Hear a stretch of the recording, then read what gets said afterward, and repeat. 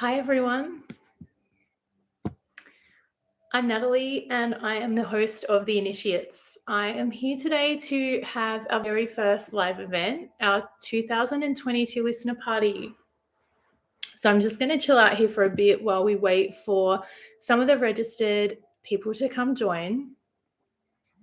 Let me know in the chat if you are here and watching. This is the first time I've done this, so I'm probably going to be a bit rusty.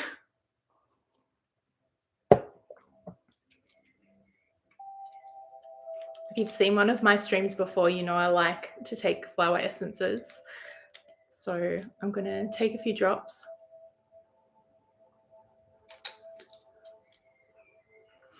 I'll talk more about these in a bit.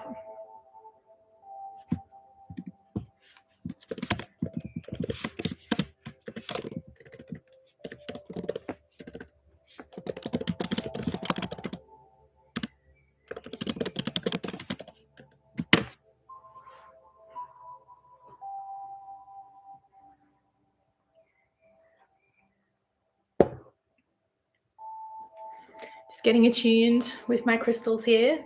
These are my two favorite crystals. They're friends and helpers. They've got very specific jobs in my readings and in my creative work, I guess, in my work in the other realms. They're here to help me communicate and also connect with you guys.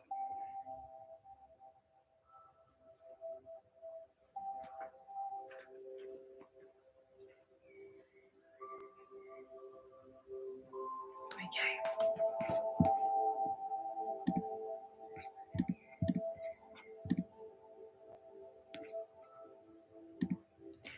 So if you're here, jump in the chat. Let me know who you are, where you're located.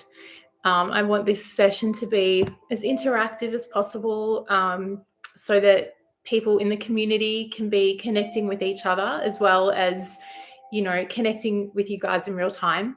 So if you're in the chat, say hello. Nancy, hey, so glad to see you.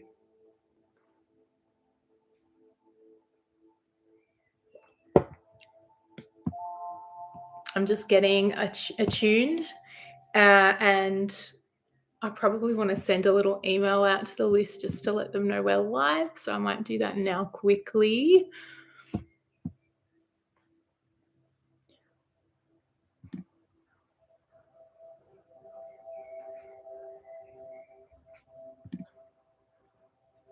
Up North Forest Ferry. Oh, Julianne. Oh, it's so nice to share energy with you. We follow each other on Instagram and we haven't connected before. So this is really cool. Thank you so much for joining us. There's going to be a really cool group of people here. So I'm really excited for you guys to connect, actually. RTC man. Peace, Natalie. Peace, everyone. Thank you for joining me. If you feel open to sharing today, and I'll keep reminding you guys as more people join, pop your name and your location. Let's be old school. ASL, age, location. You can put your gender if you want, but your name's more important, I think. And once we've got a few more people in here, I'll ask you a few more questions to get the sharing going. Aaron. Oh, that's cool. So good to see you, Aaron. Natalie. Oh, that's so sweet. I caught your telegram, but I was so busy earlier I didn't get to respond. Honored that you were able to wake up in time. That's great.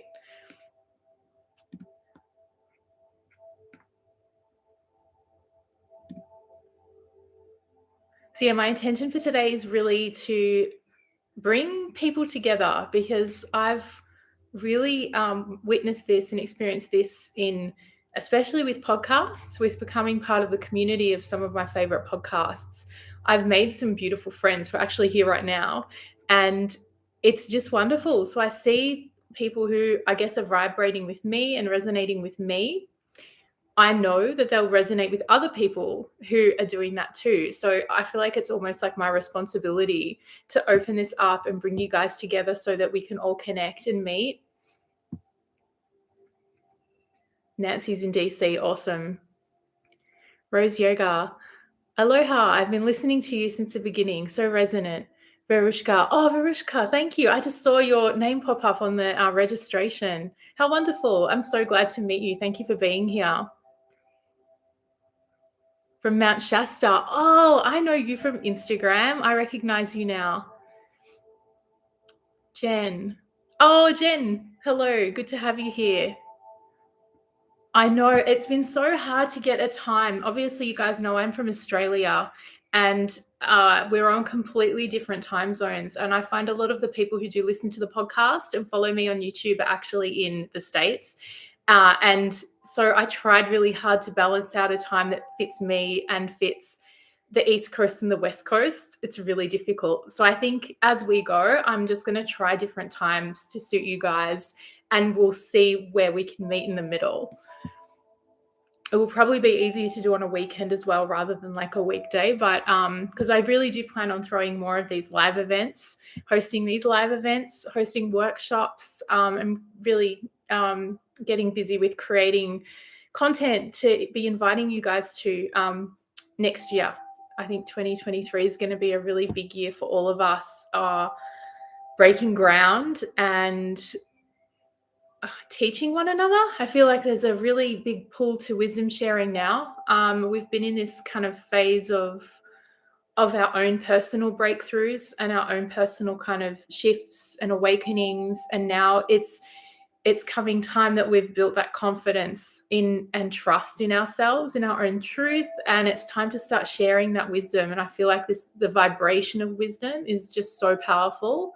So yeah, it's going to be a beautiful year, I think. I'm not sensing myself yet, but I'm hearing from a lot of people who are predicting some more challenge, some more difficulty, which I think is totally possible, probable even, but I think we're going to be so much better equipped to deal with what's coming. Tracy, beautiful to have you here, Tracy. Okay, so as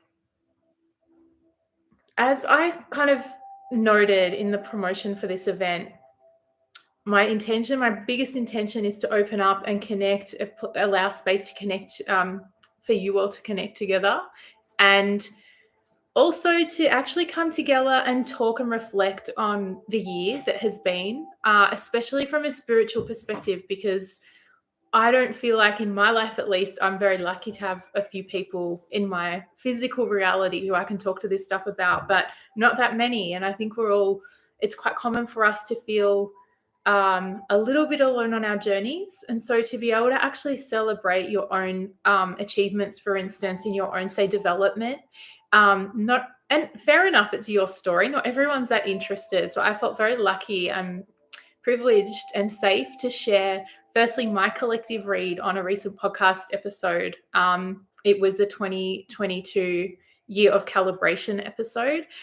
So I tuned into kind of the collective energy of what 2022 was all about, but also I shared some of my own personal achievements and lessons and joys, which I felt really lucky to do.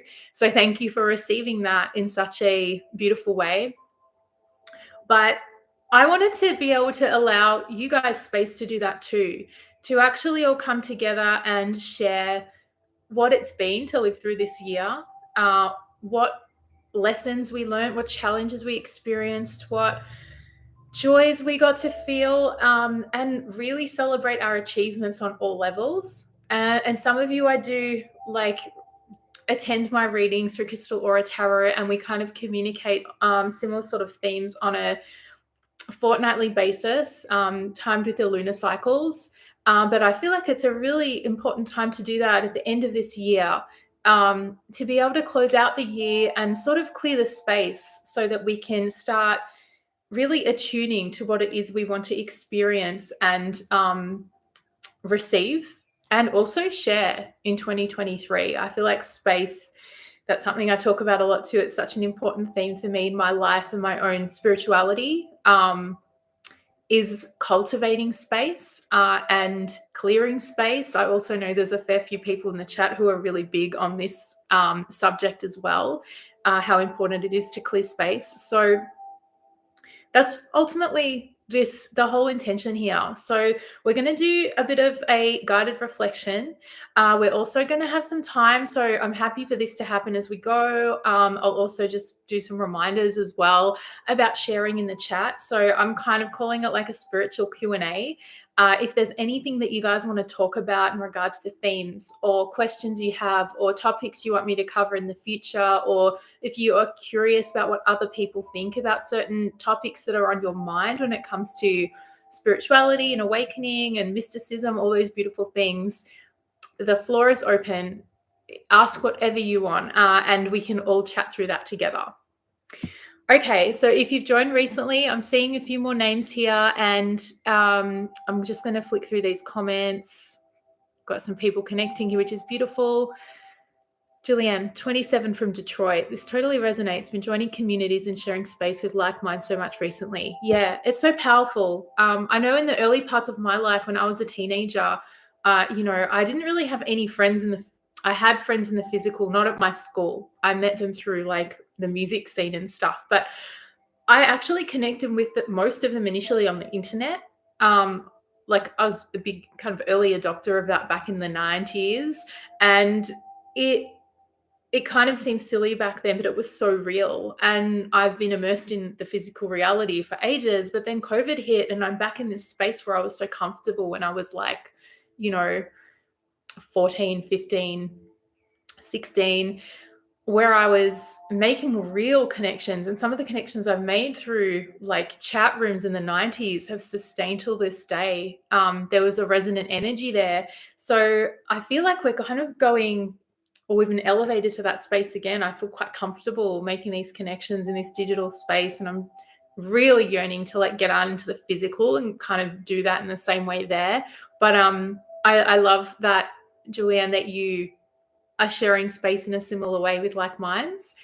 Hopefully that's in the physical too, but even if it's just online, I think it's beautiful and so Aquarian. Hi, all, Natalie. Erico, beautiful to have you here, Erico. I ended up being in the middle of a little travel, but wanted to stop and say hi. Thank you so much for being here. Oh, there's so many cat kissy faces. Right up my alley. Erico, currently based in Tokyo. Nice to meet you all. Beautiful. Everyone make sure to like this live. Oh, thanks for that reminder, Aaron. Good job. I'm not that good with YouTube. I'm more about the audio myself. I've tried doing video content for tarot. I find it takes a lot of work from my perspective. Oh my gosh, I have so much respect for the content creators that are comfortable with video and make beautiful video. Like, it blows my mind. I even studied film actually in university and photography. I was doing a double major until I decided I really didn't like film. So I dropped it and just focused on photography. But yeah, this is new and different for me, but I really felt like it was a good way, especially because there were a lot of people who have been subscribing to the YouTube version of the Initiates podcast. It's just audio, but it's been reaching people. So I thought this might be a good place to do this. So something new. So thank you. Thanks for taking the lead with that, Aaron. That's great. Okay. So let's get started on the reflection. Actually, before we begin, I want to do a vibe check with you guys. How are you feeling like at this end of the year where, some of us have like really busy family lives right now, a lot of responsibilities, others are winding down and it's a bit more quiet. But I just want to see in the chat, how are you all feeling right now? What's the energy? If you were to do like an energy check-in with yourself, like what's the one word that would describe your energy right now? If you can share in the chat, that would be great.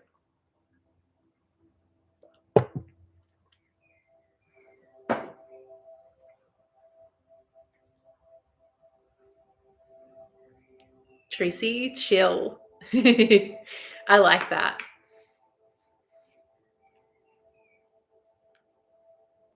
Rose, shedding the old life. Oh, shedding. That's very powerful. Chill but ready. Excellent. Oh, I like that. It's so quick and almost overwhelming.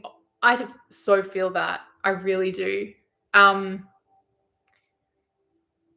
I feel I've talked about this too, I think on the podcast recently, but a different experience of time And it's not even like, well, time's not linear, it's cyclical. No, like the linear is real. To make a circle, you need a line, right? So it's still linear. It's just it feels more like a wavy line to me at the moment, that it can be really fast and then it can be slow. And it's just I know on multiple levels, time's being experienced. So I totally relate to that. Eriko's celebration of myself. Ooh, that's awesome. Aaron, calm excitement. Yes. Julianne, I'm feeling quite peaceful while navigating all the extra time with family and different energies.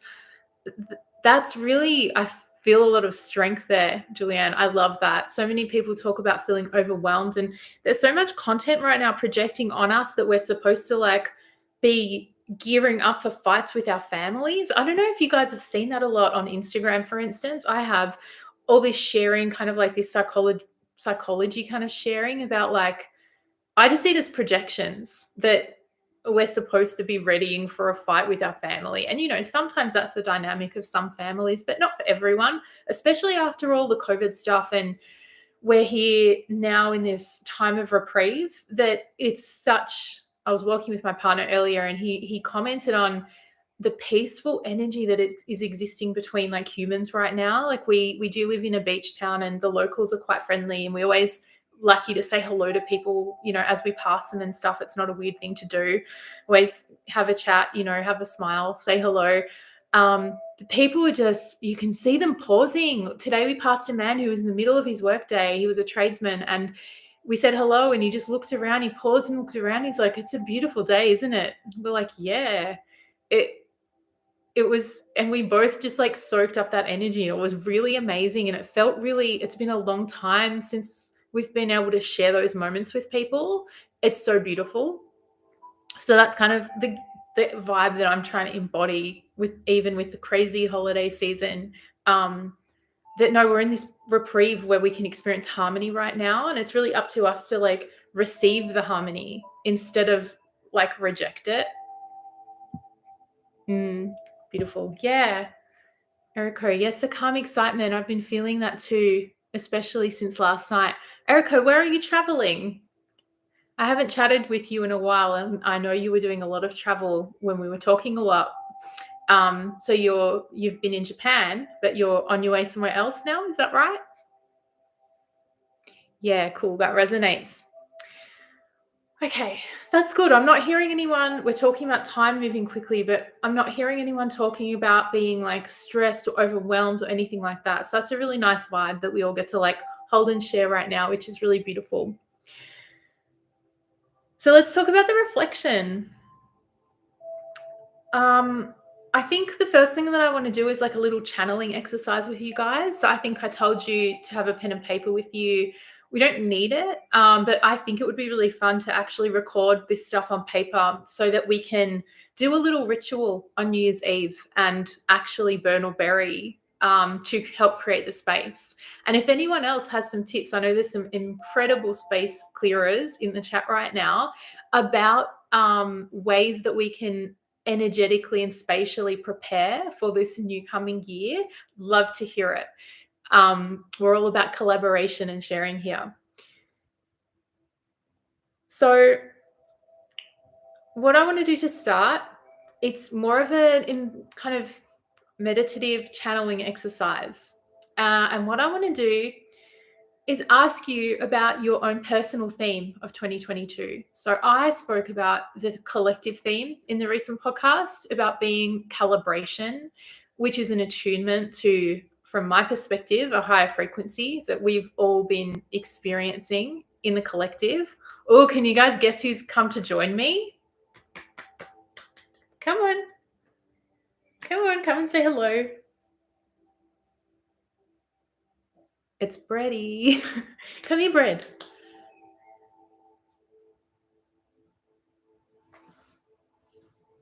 Here he is. If you've wondered who Bread is, this is Bread. Tracy. This is Bread.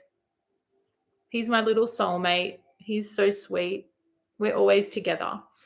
One of the reasons I wanted to quit my job and work from home years ago, so much Bread in the chat, was just so I could hang out with him all day long. He's so cuddly and beautiful. Okay. So bread, little spirit of bread's going to be here. Bread is a protector. That's his energy. He does a lot of cat magic, and it's actually boundary protection. I believe cats do different types of magic, but he's all about protecting our space actually and guarding our space. He also does lots of vibrational healing with me and us and our space. So anyway, that's more about bread. I keep trying to be stay-at-home cat mum. Hasn't happened yet. Oh, maybe that's in the plans for 2023. Okay, he'll make up his mind about what he wants to do. Okay, so let's get back into that meditative space.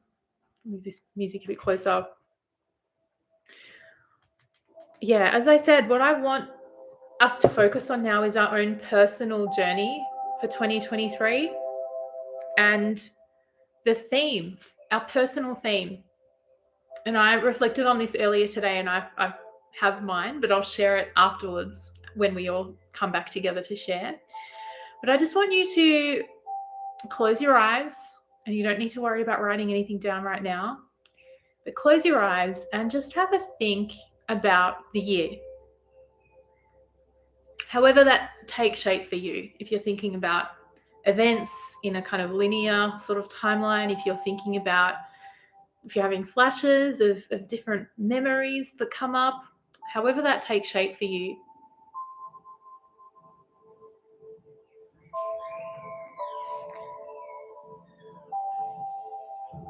And now I want you to come up with the word or the symbol that represents the year for you. And it's going to be the first thing that pops into your mind.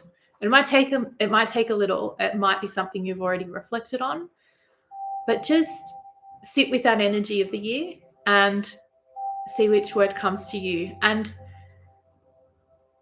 how it feels. What's the energy of that word or that symbol or that animal or that color, whatever it is that comes to you, that sound.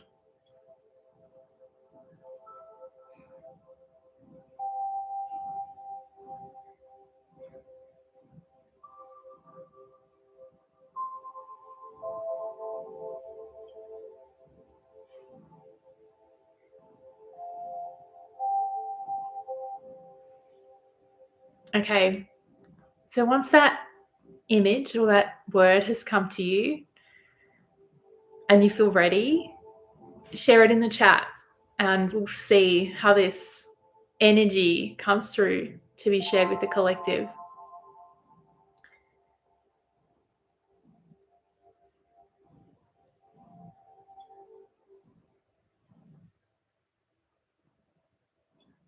Ooh.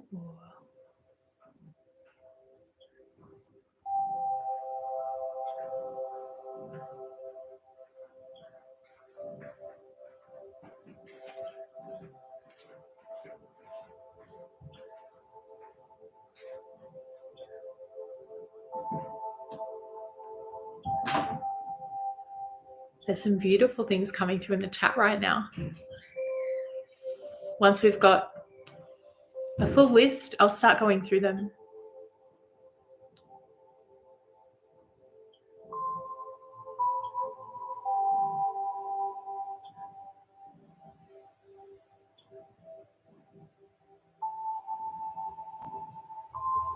All right. Oh, this is really beautiful.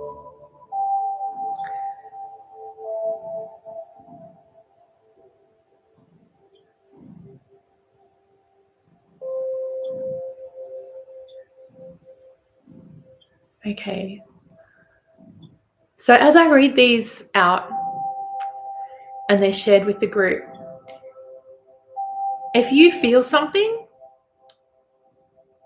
relating to a particular word, pop it in, your interpretation. I think this is a cool way to kind of integrate these energies to get different perspectives and different layers of meaning on this energetic experience of this year. And of course, in this group, all of these energies exist and are kind of coming together right now. So it's cool that we're able to share them and actually realize them as well as kind of other fragments of our kind of greater experience, I guess. Okay, so let's start at the top. Julianne, shedding, it feels light. Shedding.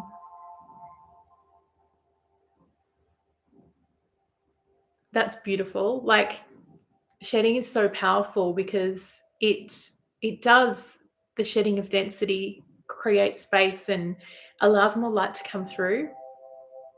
So it's a literal process of enlightenment, or like enabling enlightenment. So it's such powerful work to shed.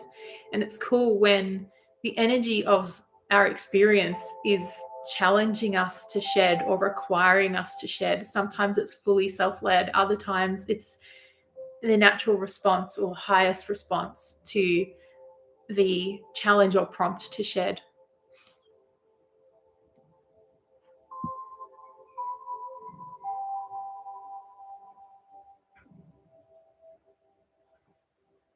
Good work, surrender, heart, courage, alchemist, good grief and fear, alchemizing grief and fear. It feels like everyone is opening up to the higher self, waking up. Yeah, I feel that too. Okay, next we have the bell. I love that there's so many symbols coming through. It's really beautiful. A lot of visual people here. When I read the bell and I saw the bell, I was feeling this summoning. It is a holy call. It's an alarm, obviously, but it's a holy call to me, a summoning. I don't know if that resonates with you and your experience, Natalie, but yeah, bell's a very powerful symbol. Letting that seed that was in the dark opening up and growing in the light. Yeah, without the shedding, that seed doesn't get exposed, does it? Ancestral pain transmutation, lots of snake symbolism this week. Yes. I have felt that snake symbolism too, actually.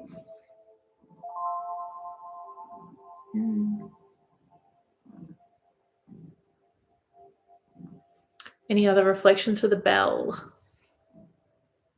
That's interesting too. You talked about waking up. The bell has the power to do that, to kind of like command your energy, snap you out of one way and pay attention to something else. Bells are usually positioned higher, it's a sound coming from above. Exactly.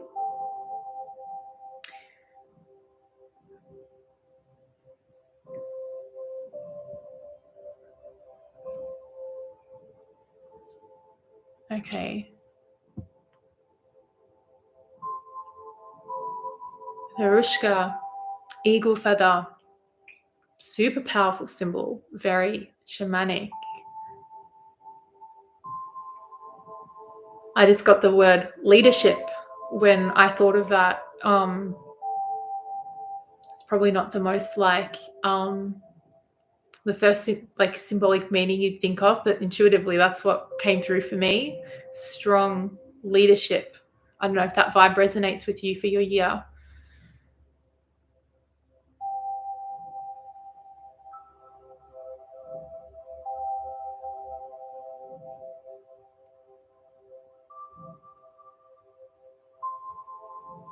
Julianne says it's like the bell is the light.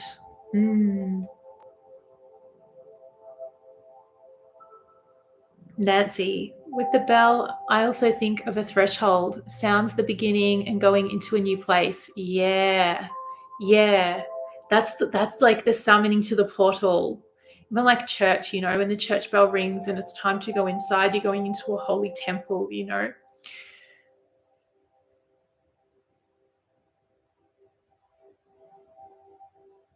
You can also follow the sound of the bell. Yeah, that's so true.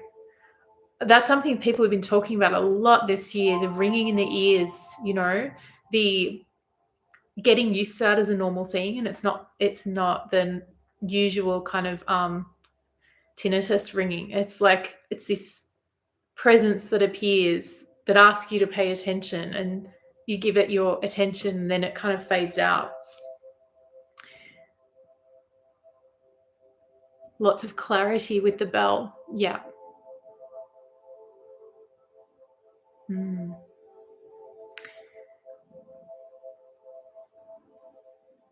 I think bells are really strong space clearers as well. I know a lot of ritualists like to use bells, use them in religious ceremony as well, in order to clear space and kind of move spirits, if that makes sense. All right, let's go to the eagle feather.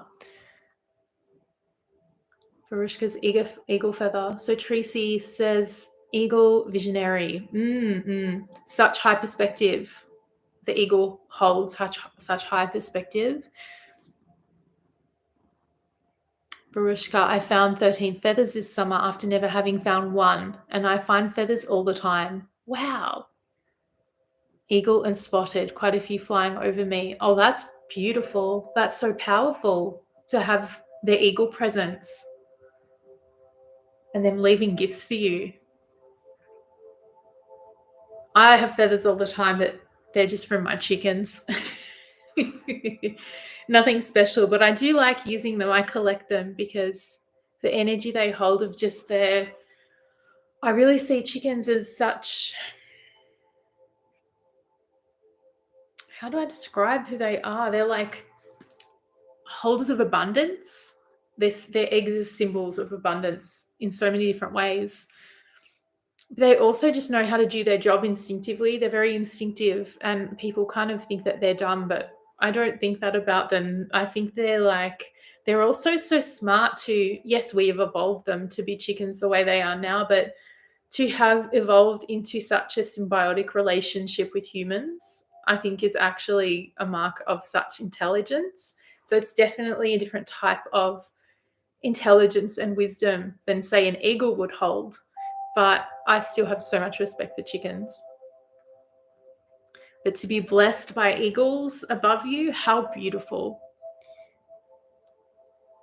Natalie says, feather, take a flight. You can clear space very nicely with feathers. Space clearer. Take a flight, follow the air. Yeah.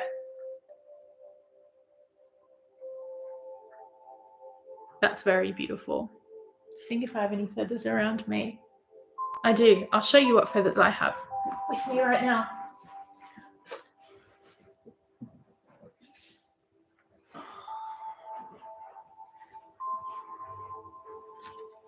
It's a beautiful collection of feathers here.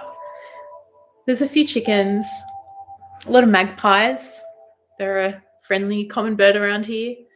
But some beautiful, huge, I think that might be a pelican feather, but ibis feathers. So I've got beautiful sacred ibis that roost in the trees on my farm and hang out on the farm a lot. And there's so much disrespect for ibis in Australia.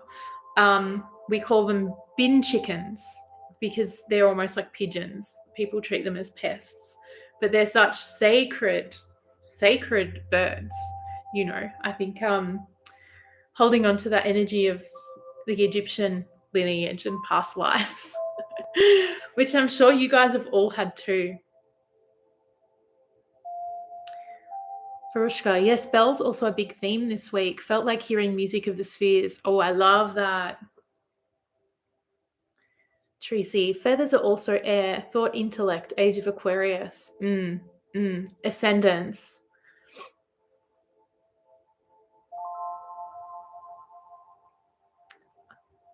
Varushka, I've also been chicken sitting all year and have tons of their feathers, such variety. Yeah, it's actually such beautiful gifts. I've lost a couple of my chickens, 3 of my chickens actually, since I started with chickens about 2 years ago. And I feel so lucky to have kept their feathers because I have a reminder of the ones who aren't with us anymore, which is just beautiful. So I'm glad you're blessed with chicken spirit too. They're so funny as well. My chickens, if I haven't visited them much during the day, they'll come to my door and just start squawking and pecking the window because they want a pat. They're not even that friendly. They're just funny. Okay, so the feather. Who's next? Tracy, I saw electricity, and you perceive that as a sacred connection or channel. Your channel's activated. So was it like a blue electricity? How did that look like to you? And talk about electricity. And then Jen says a flower opening to the light. Ooh, that's so pretty. Yeah, more kind of enlightenment symbols here as well. And flowers, I mean, I love working with flowers, but flowers, if we think about the plant, flowers are where the highest vibration of the plant is held.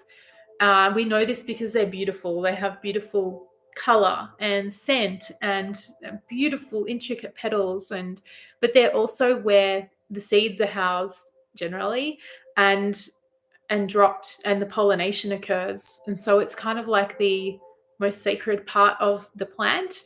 I don't think anyone bit's better, but when we're talking about vibration, if you think of, your own chakra system, you've got lower and then higher chakras. Well, the flower is like the highest accord of the plant. And so to firstly already be the flower, it's already holding such a beautiful high vibration. And to open up to the light, well, how beautiful is that?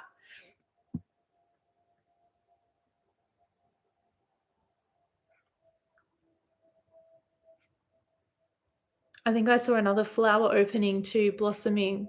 Yeah, Nancy said the same or similar. Evolution, a flower opening, blossoming. Mm. Yeah, and it's all divine timing, isn't it? We can't rush or control. We can try our very best, but it's still not up to us when a flower blooms, when it blossoms, when it's reached its time and its petals start to fall. We don't have control over that. That is divinely timed, and it's all nature. So that's just so beautiful that with each season passing, the evolution that we go through, or how the stages of us opening to the light, and also those kind of expansion and contraction phases, the opening up to the light. And whether that's a sun or the moon, that's the other thing. We can be in different phases where we could be a flower that loves the sun, like say a dandelion or a sunflower. There's also flowers that open to the moon, which is beautiful too, a very different kind of light.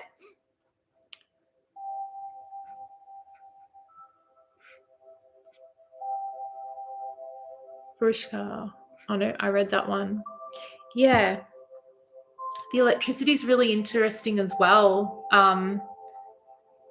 I didn't talk about this much in the episode about money, but the word currency and current and money being about power in some ways. It's all these words are interrelated, and electricity is power, it holds a current, it holds currency. And I think, what is the value of your energetic current right now? How is it being charged? How is it traveling? Because it can be grounded, and then it could be, I'm not going to say it the right way, but it needs something conductive, to be able to travel.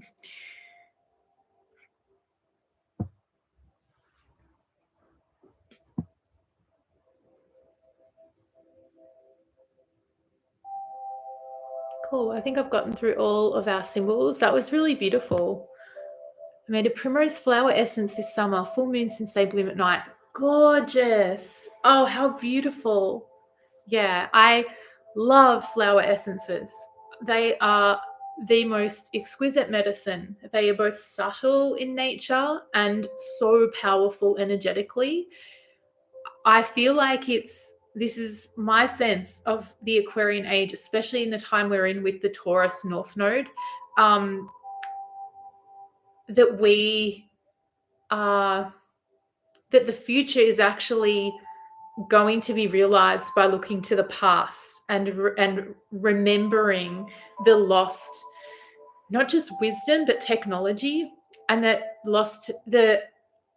the lost technology, the most intelligent technology, is so simple, and it's all already existing around us and in nature.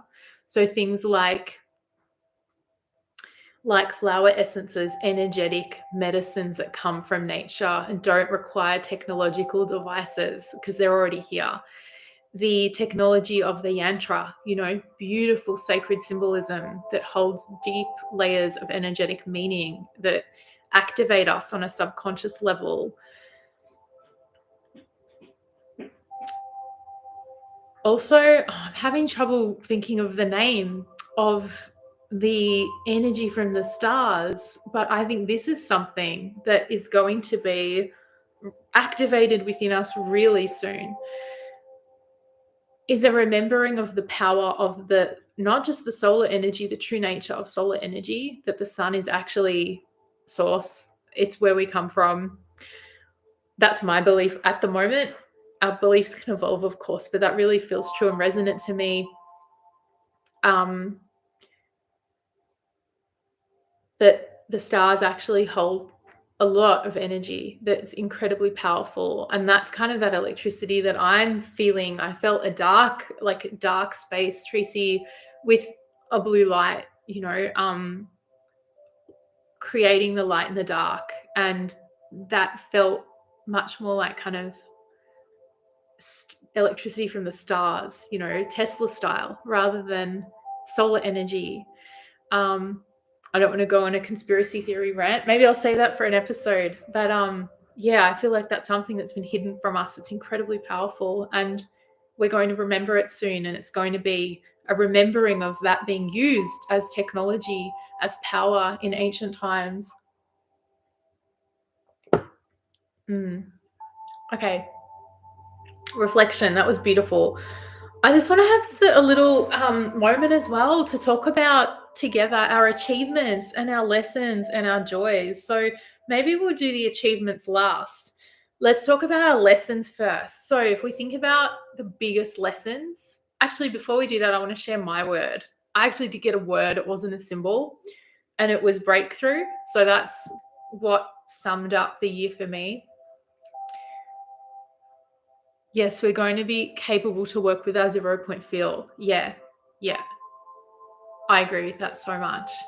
And where do you think this 0-point field exists? Because the more I work with the work that I do, the more I feel like it's in here. It resides within us as well as outside, but the portal is inside. So I don't know if that resonates with you or anyone else in the chat here, but just my hot take. In all of our cells, yes. Yeah, that's really cool. I don't know if you guys reflect on this, but I do a lot. The way that we exist in a universe with all this different biology around us, that there's tiny little energetic beings that live within us. So for so many different life holding kind of what do you call it? Not energies, not beings. I'm talking about like microbes and bacteria and things like that. We are their universe. Like our physical bodies are literally the firmament for these tiny, tiny, tiny little life forms. Just the way that in the grand scheme of things, we're just tiny little bacteria or ants, But it's really interesting to think about the life that exists within us if we're talking purely physical, not even like inner light, as I just see Jen say. Yeah, it's really interesting. All right, so lessons. If we think about our biggest lessons of the year, what are they? Pop them in the chat and let's talk quickly through those. And then we're going to share our achievements.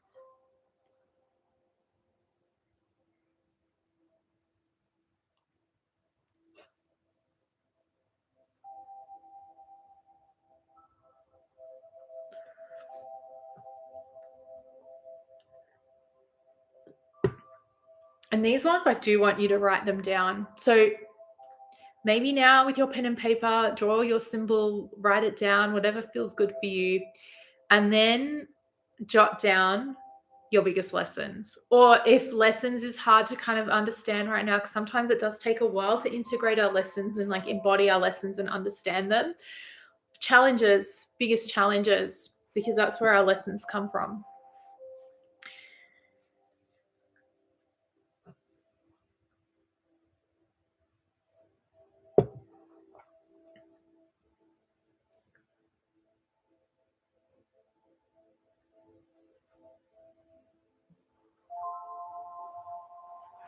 I'm going to get my tarot deck and just warm her up.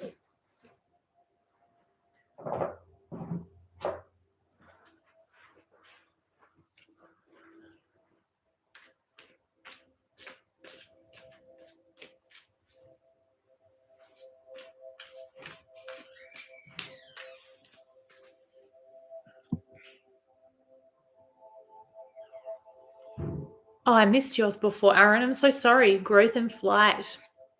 I skipped over it when I saw the other similar words. So growth and flight. That must feel really freeing. How did that symbol like make you feel free? How did that feel? Martika, you've joined. Nice to see you.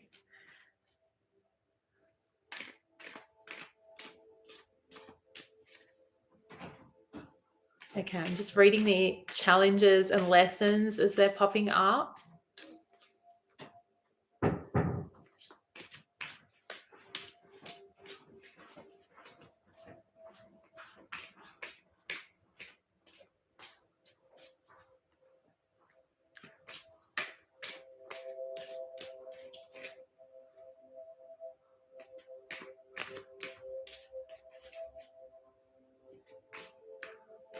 Oh. Okay.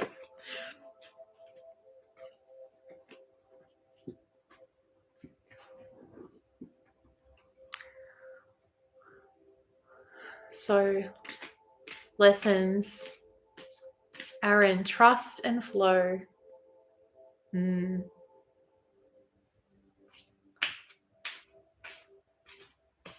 Can be really hard to attune with flow. Like you have to really surrender to be in flow. And yeah, to surrender takes trust, right? That's really big.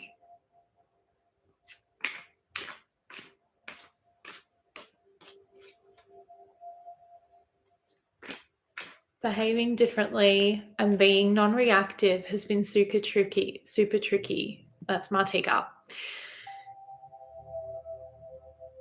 I mean, what's behaving differently? That's transformation, right? That's like emotional growth, emotional maturity. It's self-awareness. That takes a lot to change your behavior. And I mean, to be non-reactive, that's Zen level. So well done. Definitely tricky, but I know that you have made huge progress with that. That's like really good lessons for this year. Varishka, a lot of healing of mother and father wounds and integration. Ooh, that's really challenging work, really challenging.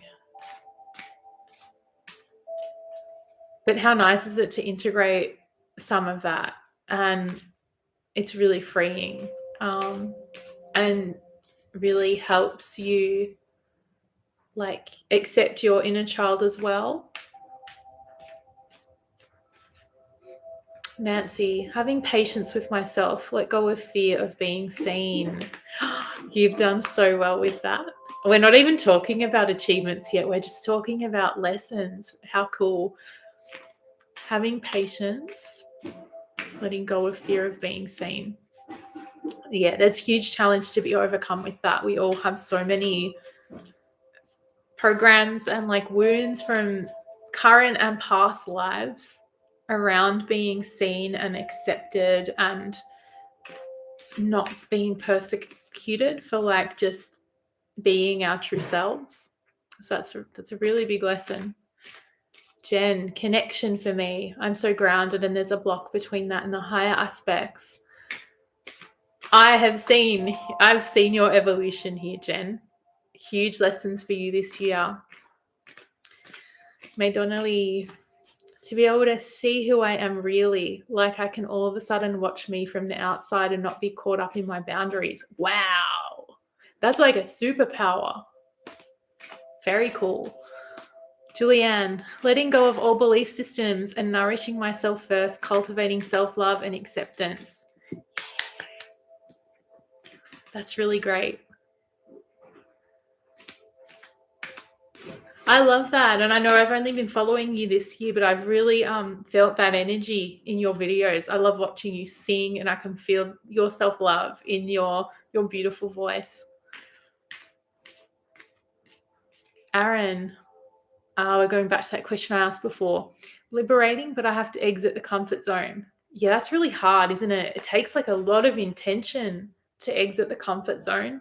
It's definitely something I'm struggling with at the moment. But good that you felt liberation from that. Boundary is not the right word. My limitations. I understand what you mean. Yeah, your limitations. So not allowing yourself to be limited, allowing yourself to move beyond your limitations or not think about those things. Verushka, you learned faith and courage. Oh, beautiful. It's beautiful.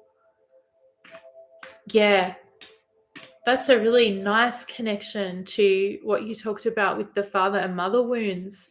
Then in order to work through that, you need faith and you need courage. It's really good. Kendra, hey Kendra, nice to see you here.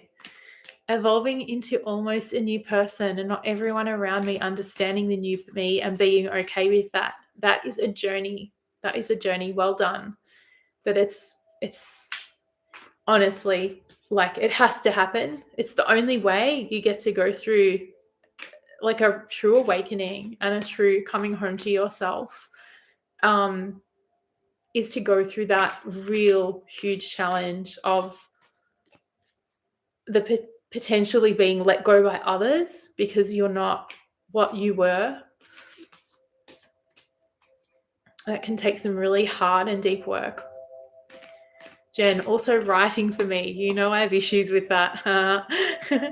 I'm very much realizing that I need to do it though finally. Good. Yeah.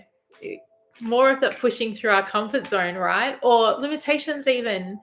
It can be really mental. It's not something I do. Writing's not something I do. I don't like it. It's scary, whatever it is. It's like a process of reprogramming, right? So through those lessons, there's some big challenges, big lessons we've learned, big growth happening there. If it wasn't already reflected in what you've overcome, I really want us to all celebrate each other's achievements now. So pop your achievements into the chat and let's also celebrate one another as we go through them.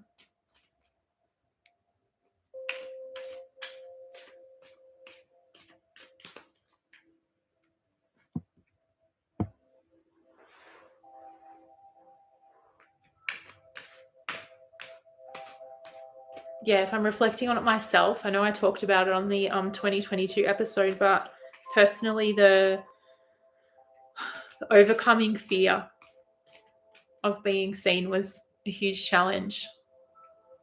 A lot of work done on that, and a lot of integration as well of past stuff, whether that's from my childhood or past life. I think it's all relevant and important and all needed some integration. So actually doing this kind of thing has been very healing for me. So I've said it a few times on the podcast, but like, I have a real sincere thanks, a real sincere gratitude, a real sincere reverence for the beautiful safety of the space you guys hold for me and how you receive me. It's wonderful, and just want to let you know how important that's been for me and my growth and my healing.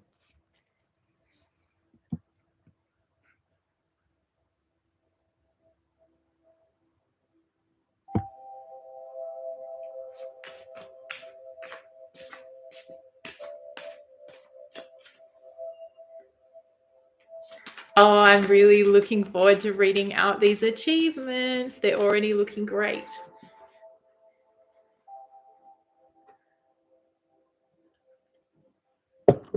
All right. Wait for a few more to come through. Oh, there's some love in the chat here too. Thank you, guys.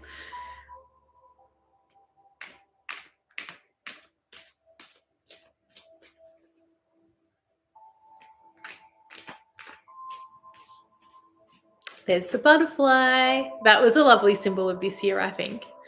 A lot of us felt transformed and emancipated, and also recently going through that cocoon process. I'm pretty sure you guys have probably all listened to the chrysalis episode. If you haven't, that was a really important episode in the podcast. I got a lot of feedback about that. It was a channeled message from the Akashic Records about the process of transformation to help us all understand it a bit better. And so it makes me happy to see the symbol of the butterfly there, Nancy.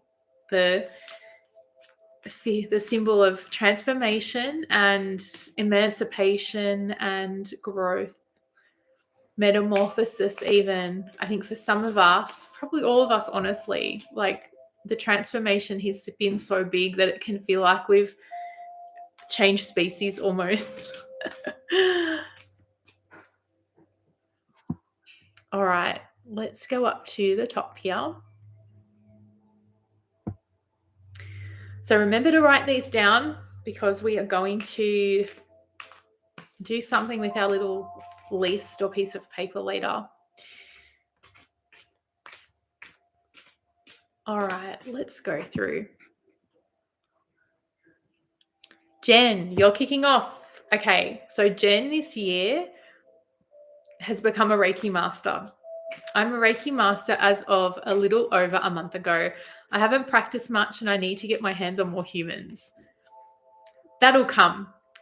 But I think that's an incredible achievement. Incredible achievement. Well done. Well done. Amazing. And I'm really excited for you to be able to practice as a master in 2023. Very exciting. And guys, if you feel like celebrating one another in the chat, I encourage that, because that's part of my intention here, to help us all get a pat on the back for our good work this year.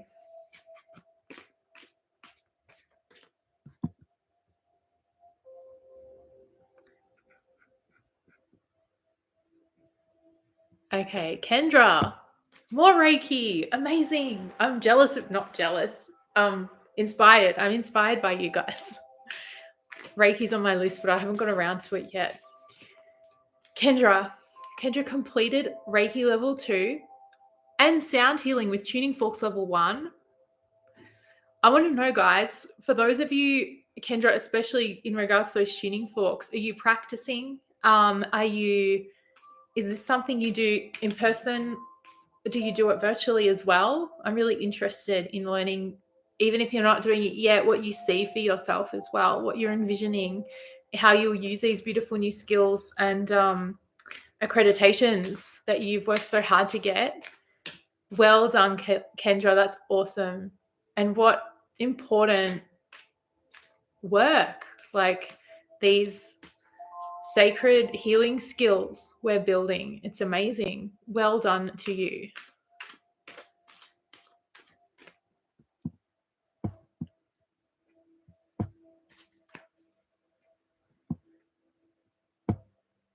So Nancy, the achievement, overcoming fear of being seen slowly, bit by bit, for sure.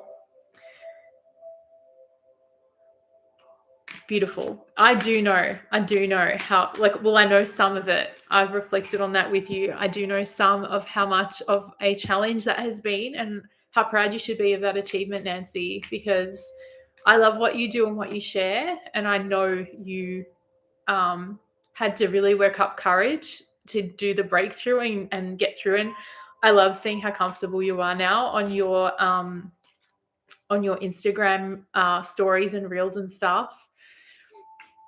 I love how interactive they are as well. So I'm so proud of you and glad that you have gotten to this stage where you're comfortable sharing in that way and being seen. And you know what? I think it'd be cool at the end of this for us to share our offerings and our Instagram handles and stuff like that, just so we can follow one another and support each other. Because honestly, I'd love for you guys all to see what Nancy shares and hear Julianne's voice and share in each other's like amazing, beautiful gifts.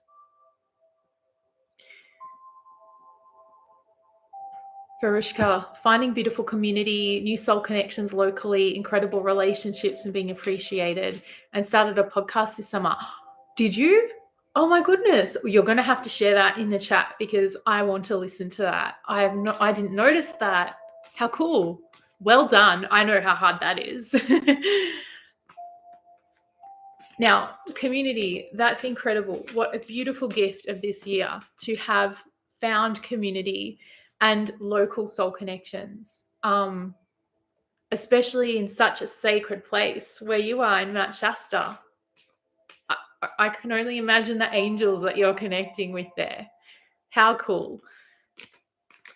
Also, the feeling of being appreciated. That's a beautiful achievement too, because it doesn't come without putting yourself out there, and that takes some risk, risk of, and vulnerability. So good job. And just move to where I wanted to live. Oh, wow, that's really big transformation. That like shifting space and moving, that's hard work and very transformative.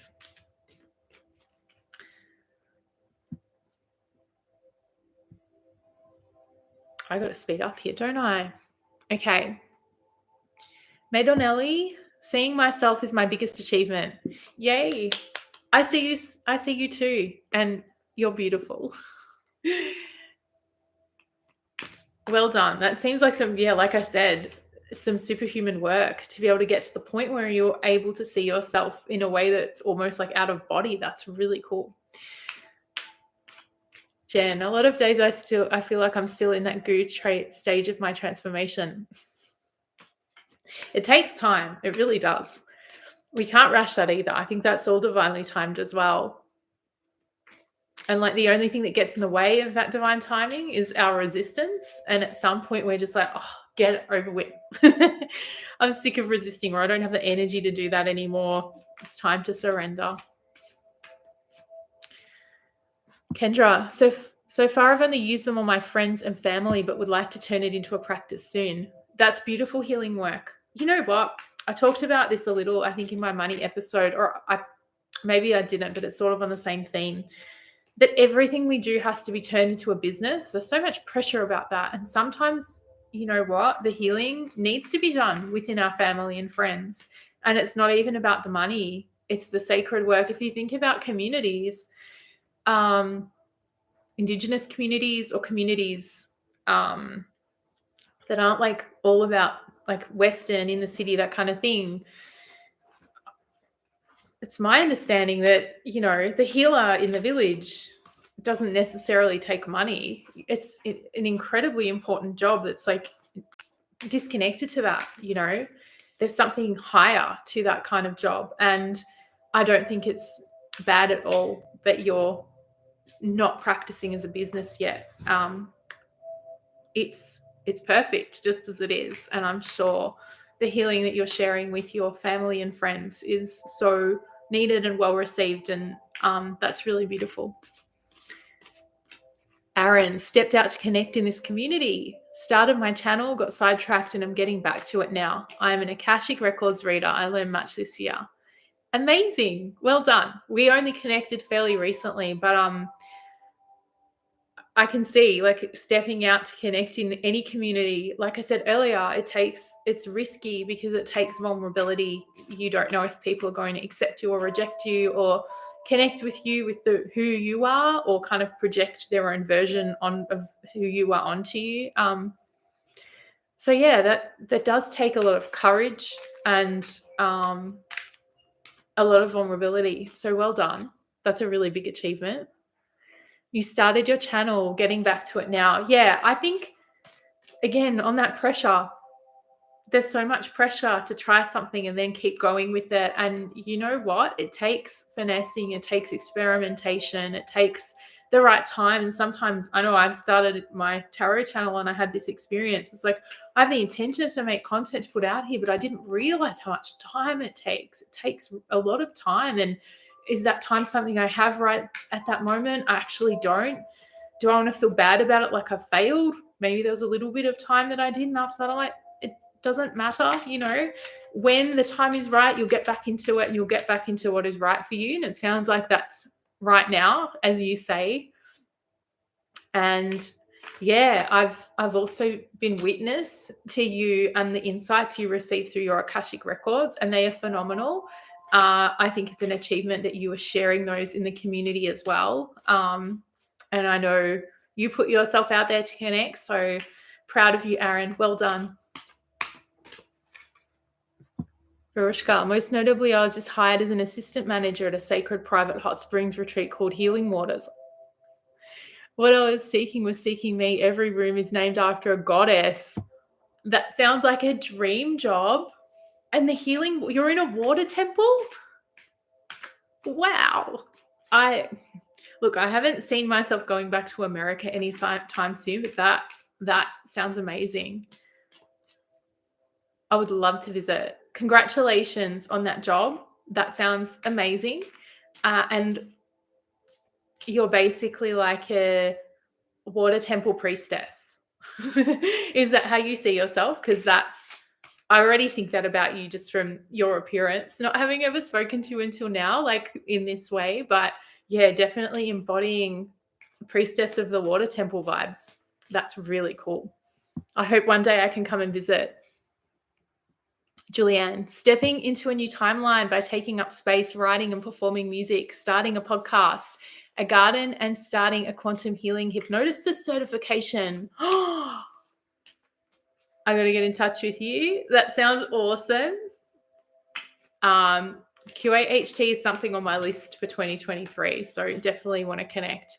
And Julianne's podcast is really awesome. So again, at the end of this, we're going to share all our offerings, our services, our podcasts, our channels, all those things. Nancy says to Jen, you'll get there step by step. Beautiful.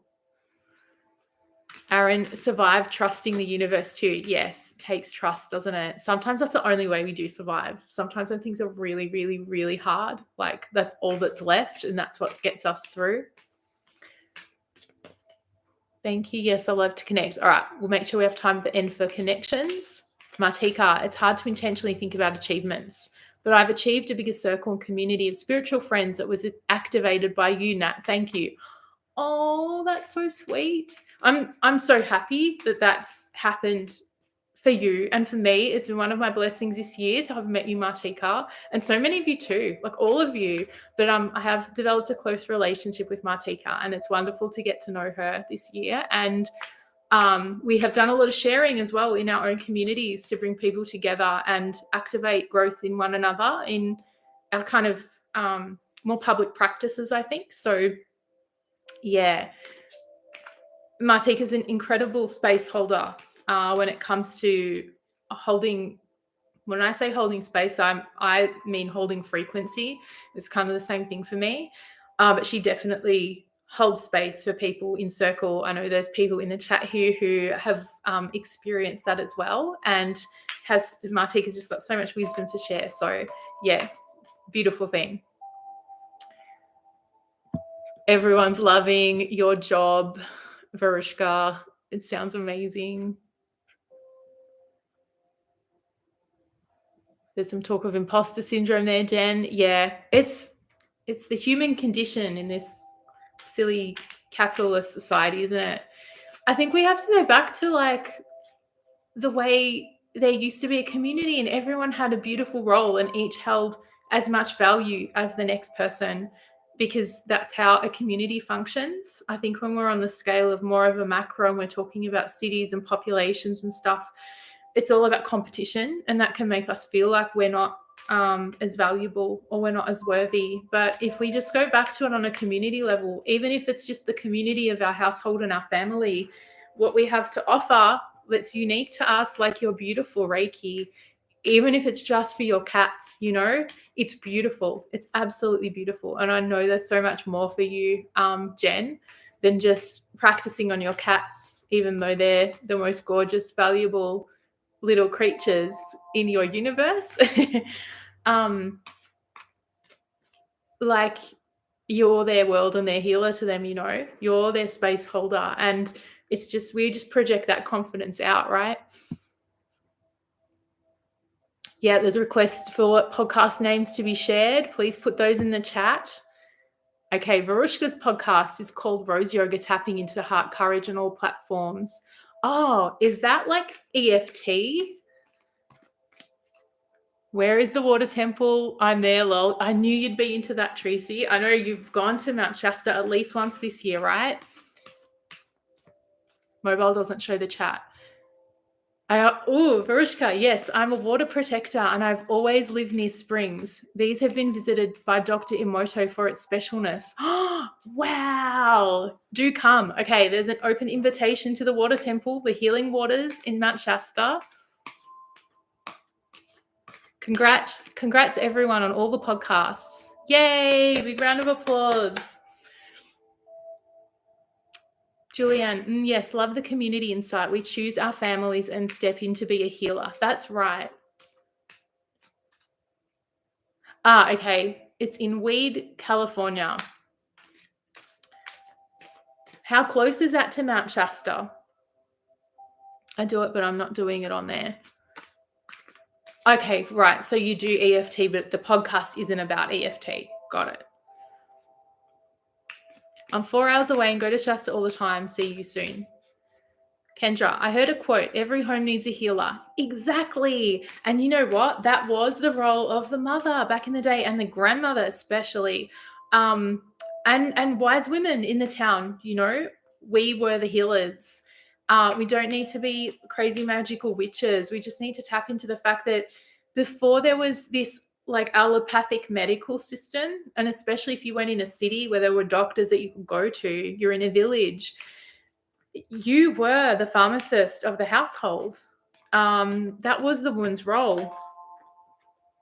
As I'm shuffling, this card pops up. We haven't done any tarot yet, so 7 of Swords. I just see that as that has been robbed from us. Different stuff has been projected onto us women, and we've forgotten that really important job in the household. And even if you don't have kids, I don't have kids, but there's still healing work to be done. There's still pharmacy to be done. There's still medicine work to be done in the household. That's a really cool quote, Kendra. Varushka, I'm a master EFT practitioner, but the podcast is on self-love. And mindset, basically energy medicine. I love that. I can't wait to listen. I'm going to add it to my favorites. Is it on all the podcast players or is it somewhere specific? Do let us know. And Julianne, pop your podcast details into the chat as well, please. And if there's anyone else with a podcast, I request that you pop that in too. Those are awesome achievements for everyone. I agree. Well done. Okay, so it's 20 minutes. This beautiful water temple, the Healing Waters in Weed, is 20 minutes from Mount Shasta. There we go. Healing Waters Retreat also can Airbnb. Wow. Oh, Martika says, Kendra, your quote just made her tear up, and there is medicine work to be done in the house. Yeah. And if you're not called to work with plants, it can be, like we said, healing with hands. It can be space clearing, that kind of energy work. We all need healing, and healing isn't something we get done. It's constant. It's a process. We'll be doing it for our whole lives. Okay. Thank you for sharing in that beautiful reflection with me. I think if you have written them down, I want you to keep that piece of paper somewhere safe. And if you feel called to sit back and reflect with those in the lead up to the new year appearing, then do so. Otherwise, just keep them safe. And I would encourage you, whichever element you like working with, whether it is air or water or earth or fire, we can find ways to do a little ritual, a closing out ritual, using your element of choice. So you can tear up your piece of paper, I would say on New Year's Eve if you can, or as close to New Year's Eve as you can get. You can tear it up and pop it in the ground, bury it, and do a little prayer. Prayer of gratitude, a prayer of reverence, and a prayer of closing and then opening. You could do the same with water by popping it into a body of moving river water, like a river or the sea, and watching it leave. You could fold your little paper into a boat or something like that if you don't want to just throw your paper in the water and let the wind catch it. If you're working with air as well. If you're working with fire, and you can burn it.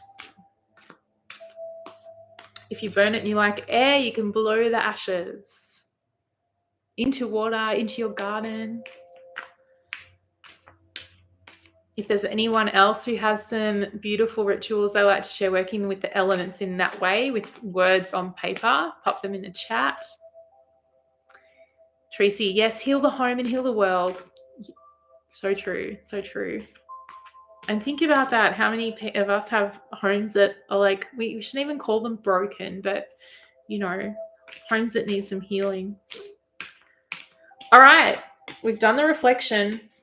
So let's get into, if you guys want to hang out for a bit longer, I'm happy to do some tarot reads, some little mini tarot reads, and even just chat in the chat while that's happening about any spiritual questions, themes, ideas. A lot of us have downloads and drops. It might be a cool time just to share some of those like insights that you've been getting, and you want to like hear what other people might think of them. Anything like that. So if you have something to share, pop it in the chat. And if I know it's a bit late where some people are, so if you're ready to hop off, that's cool. Just if you want to share where like people can follow you, if you want to interact going forward, pop that in the chat. I do have one question to ask you guys though before people start jumping off. I love the connection and the sharing that's happening here, and I think there's lots of people who are vibrating in resonance with one another, and I'd love to keep that going. I have thought about this for a while, but I just can't decide on a platform to do it. You know, I could do a Facebook group, I could do a Telegram chat, I could do a Discord chat, like I could, there's a few different ways to do it, but I can't decide which one. So if you guys have a preference, if you guys like certain chats more than others, if it's something that you think you'd like to be a part of, let me know in the chat. And because I'd hate to pick something that, I'm sure if I picked it, it would probably be in resonance with everyone. But if I pick something that people hate using, you know, and I'm kind of like that with Facebook. Like a lot of people have these incredible Facebook groups, but I don't like using Facebook. But if you guys are all on there, I'll be happy to do it. So let me know what you think about that.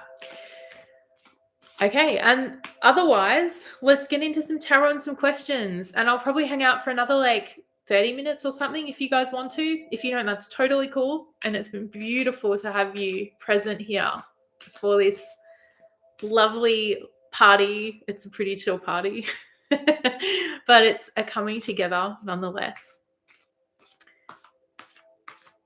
All right. We have a vote for Telegram or Facebook. A vote for Telegram. I have to go to bed, but thank you, Natalie, and this lovely community for the inspiring messages. I look forward to watching the rest later. What a beautiful community. Thank you so much for being here, Kendra. I say this on my lives a lot, but it's 100% true. Like I feel, and we all do, the energy of everyone present here, even if you're watching afterwards. It's beautiful, and I have so much like gratitude and reverence for you sharing your energy with us. Thank you so much, Kendra. It's been beautiful to share with you.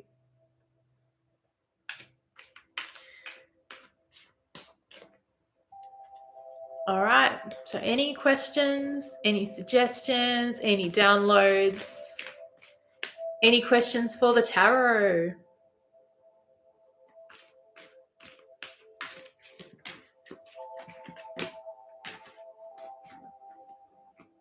So happy to be here. Thank you, Natalie. Oh, you're so welcome. And I'm really excited to have you present here. It's so cool to connect with you like this because I know I've been following what you do and you follow me for a while. And yeah, it's beautiful to connect with you, Varishka.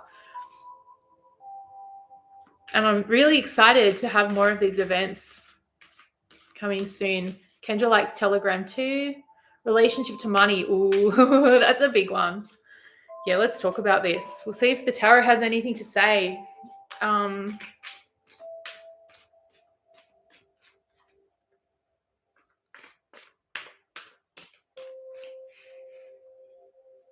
me the nature of money.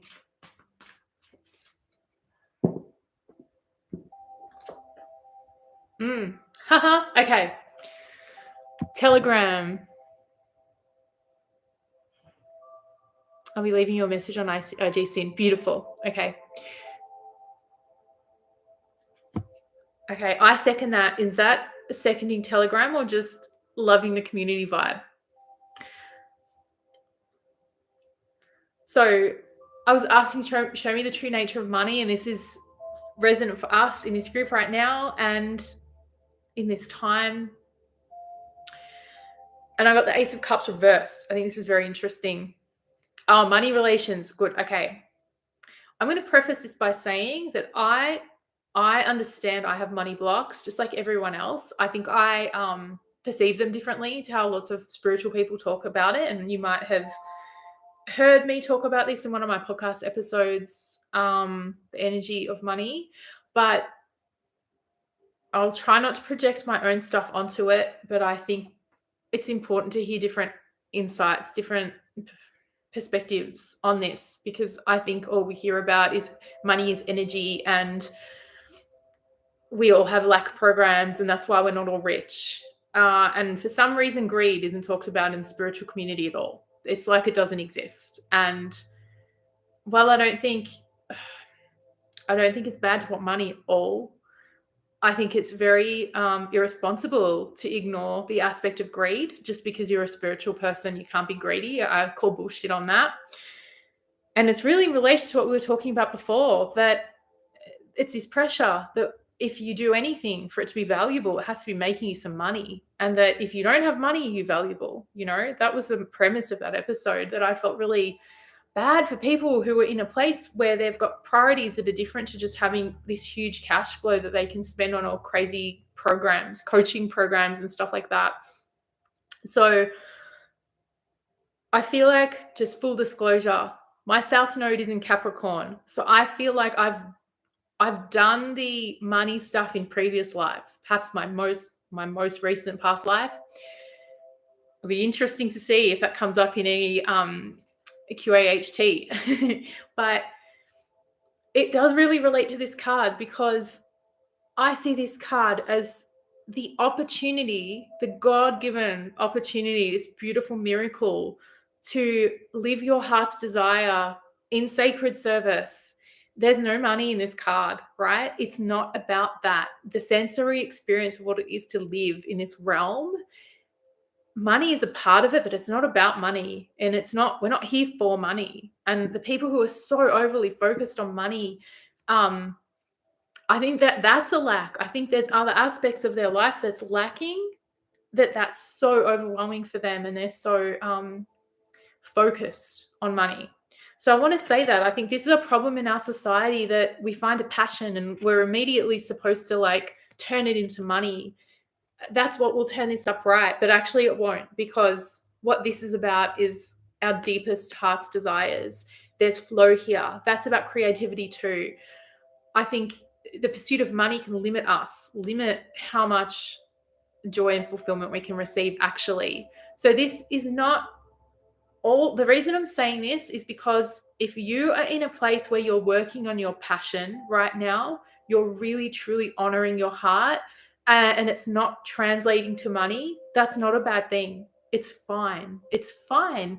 We not everyone's sacred work's going to earn the money. And it's, again, another thing we don't hear enough people say. That doesn't mean we can't have a balance around money. This is something I'm working really hard for myself, because I withdrew myself from a really easy, super high wage working in technology, to creating my own business and to working in that industry, not as like only part-time. So still earning the same like hourly rate, but not having the big salary because I'm choosing my hours and I'm choosing to work less. So, at that point, I'm valuing time over my money, but I still think there's this extra part that's more valuable than the time, and it's our life force, that can be drained through chasing money. And we all have bills, right? We all have responsibilities. It's almost impossible, unless you own your land and you're really super self-sufficient, to be able to live without needing money. So it's completely unrealistic to suggest that you can just live like irrespective of any money coming in. We all need money, and we would all really like to not be pressured by the need to have money. So this is something that I think we need to put into balance. We don't need to be pressured to be rich and successful and have a six-figure month or whatever I hear people bragging about in like spiritual coaching. We do need to have enough money to be able to honor ourselves the way we want to, so that we can feel fulfilled and we can feel happy and we can feel also like we're free to do our sacred service, whether that earns us money or not. Let's see what Jen says here. Charging people for the things I love to do makes me feel icky. When I do photos for someone and they ask what I charge, I never have an answer because I just love doing it.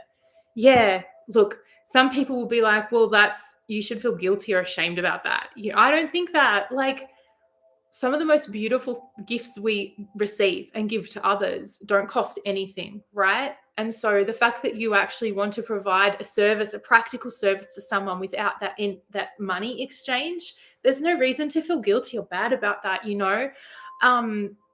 If after a while you feel like, though, that not charging is dishonoring yourself because you're spending a lot of time, and I know this, I was a photographer. It takes a lot of time to edit photos for a client. And after a while, it can eat into your passion. So if all of a sudden the scales are dipping and the amount of work and the client expectations are starting to impact your passion, that fulfilling your heart's desire, that's different. You need to reassess where you're at. But I feel like there's so many people that talk about like the people who are spiritual and think you shouldn't charge for things are wrong. They're just like, they have like programs. I don't think it's as simple as that. Like, I don't think shamans who are still in like indigenous communities living in their village doing sacred work are focused on how much money, what's the maximum they can charge. It's not always about that. And I think it's really hard when you align with that kind of vibe, more than the wanting a lot of money and feeling success based on how much, how many like dollar signs are in your account. They're both like equal perspectives. And me sharing my perspective is just to give it a platform, because I don't hear people talk about it enough. And I feel like it's because there's a lot of shame around not having as much money, because we don't ever celebrate poor people. We feel sorry for poor people. And that's a shame. We should talk about it more.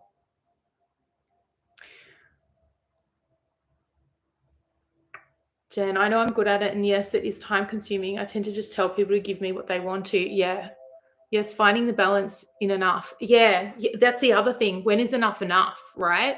So I think it's really healthy, especially if you're doing this from a business perspective, or say you're trying to pursue your passion and you have to work a job that you don't like and that does drain your life force, is being practical and looking at how much money you need to have enough so that you can make time, prioritize time to do things you care about. Or when you're working on your own business, to actually have a cap there. And what is your cap and why is it there?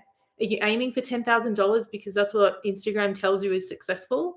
Or is it because you actually need that to live and be happy because you've got an expensive lifestyle, or you want to have an expensive lifestyle? And that's okay too, Definitely a balance. I'm struggling with this for myself at the moment because I am doing a lot of things that are like really cool creative outlets. I don't necessarily want to charge for them. I do have bills to pay. I've kind of, it's now time for me to kind of provide some support to my partner because he's been doing a lot to support me as I've made this transition. So all of those things, it's like being responsible, right? Being realistic. Yeah, it's hard. It's really hard. I want to say though, like, I think the main message for me is to take the pressure out of it, the external pressure, and don't feel bad for something that's actually out of alignment with you. So someone else, you can hear them on a podcast talk about how, well, if you don't want to make money off your sacred service, then there must be a lack program. And, you can reflect on that and be like, that's actually true. I understand this. I have to work on that. Or it could be, and I've had this conversation with people in the chat as well. I really don't care. Doesn't motivate me.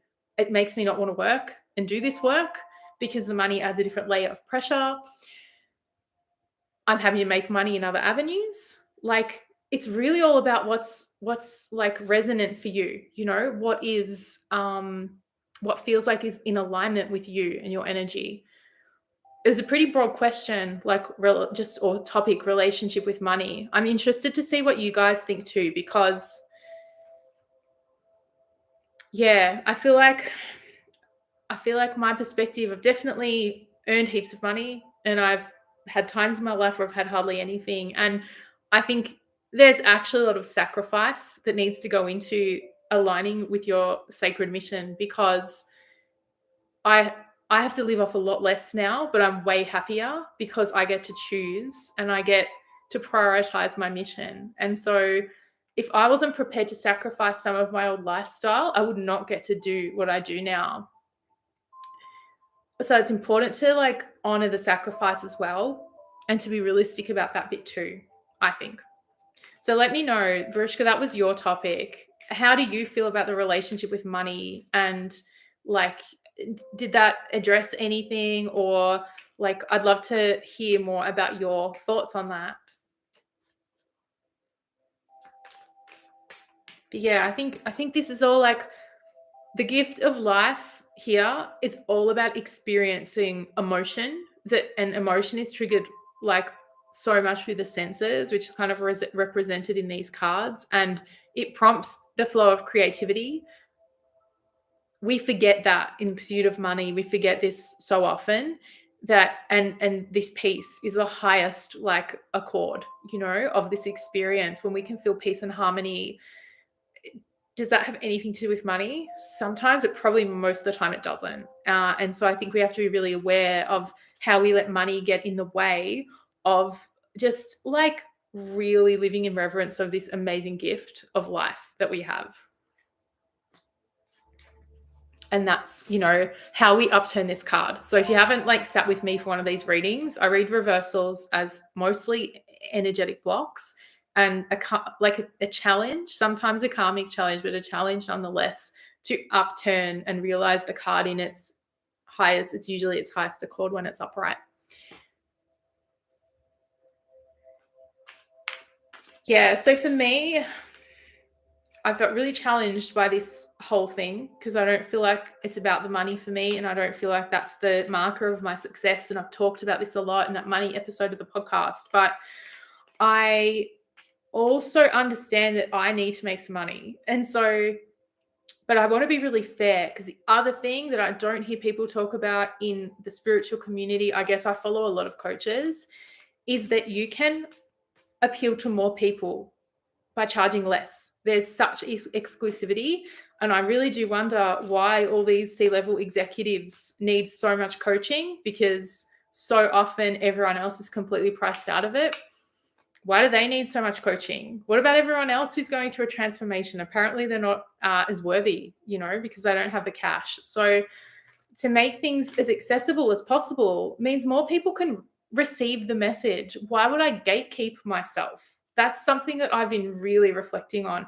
How do I create things that can make me money, that help people and spread, whatever it is I do, without gatekeeping it, so that people who have less don't get it. Why would I gatekeep myself? Why would I gatekeep my message? It doesn't make sense. And I don't know why we teach each other in these coaching programs to do that. Varishka, I feel the same as you, but I'm being challenged with nothing coming in. I know, but lots of praise. So that has been rewarding, major faith. Okay.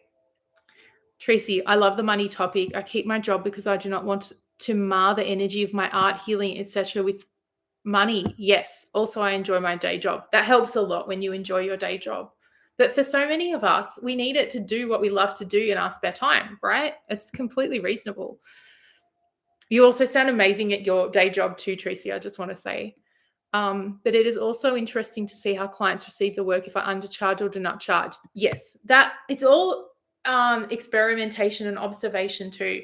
I definitely think that people want to exchange, and money is the easiest way. So what I'm playing around with personally, because I'm honestly in a very similar spot to you, Varishka. I'm like working on so many creative kind of outlets that I've been lacking in my life, but now it's like, well, okay, I'm doing that, but I've kind of spent all my savings. It's really time to make some money somehow. So I'm really focused on making things as accessible as possible. So not trying to price things the highest I can possibly price, because I actually don't want to only work with C-level executives, directors of companies. I worked with all these people, and that's actually not who I want to work with anymore, or I'd be in those corporate jobs, right? Sorry for those with those corporate jobs. But the other thing is being able to offer a different type of exchange. We're all free to do this. And I honestly think there needs to be more leadership in this space of people choosing this and leading the way. I came across a woman talking about this the other day, and it was beautiful. And unfortunately, I didn't save it on my Instagram because it would have been great to share. She's very articulate. She basically said, and I agree with this, I don't want to block people who are not in the position right now to afford what I offer. So I'm going to allow you to offer me something else that's not money, to do an exchange in that way, because it's such a cop-out. People will talk about, I need to charge this much because it's important to have an energetic exchange, and you need to be able to value what you're spending your money on, because it's true. With free stuff, we often skip it. I do this all the time. You sign up for something online and then you skip it because it's kind of like you haven't bought it. Although lately I've been buying programs and not doing those either. So what does that mean? But yeah, so we can think about access, making things as affordable to as many people as possible, because that's a way. And it's different when we're charging for our time. But if you're talking about, say, running a course or selling a product, a physical product, for instance, or doing an event where lots of people can come versus a few people, that's one way to do it. We're talking about volume, right? Because there's more people that can access. You can spread your message, right?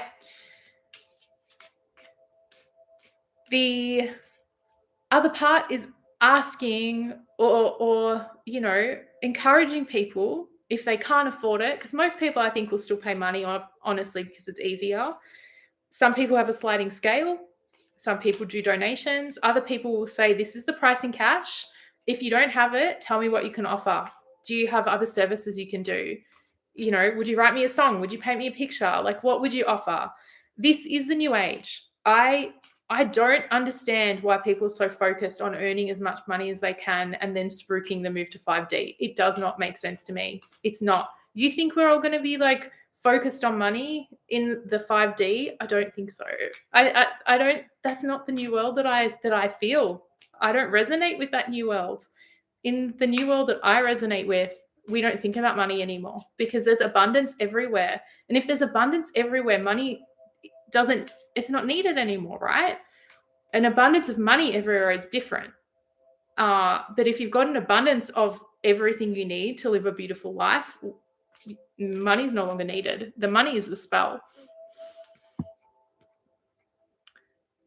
Jen, I need to get to sleep, but I'm excited to watch the remainder in the replay. Thank you for being you and providing this community for us. Love to you, Jen. You're so welcome. It's such an honor to have you here. Thank you so much for joining, and have a beautiful sleep. Corey. Hey, nice to see you, Corey. Just popping in to say I really love the podcast and the energy you bring to the table. Thank you so much. That's amazing. If you're still here, tell us where you're located, and also I'd be really interested to know how you found me, because I know you're not in my tarot crowd. Natalie says, we'll love to hear the rest of this tomorrow morning. Doing my money job, lol. It's so hard to know how to balance the money question. It truly is. It's like the biggest challenge being a human in the modern world. Tracy, I like that approach. It creates more connection. Thank you for this exchange. Thank you for being here, guys. It's beautiful. Thank you so much.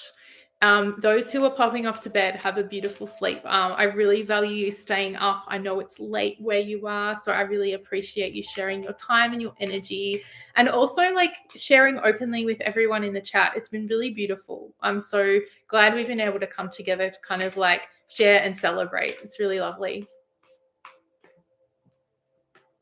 Cody, let's test my Australian accent here. So you're in St. Louis. I want to say Missouri. Is it Missouri? Your podcast kept popping up on my YouTube feed, and I eventually clicked on one. Oh, I'm so glad you did. That's great. Missouri. Good. Okay. I did if you join me later, we did a guided reflection earlier that was really beautiful.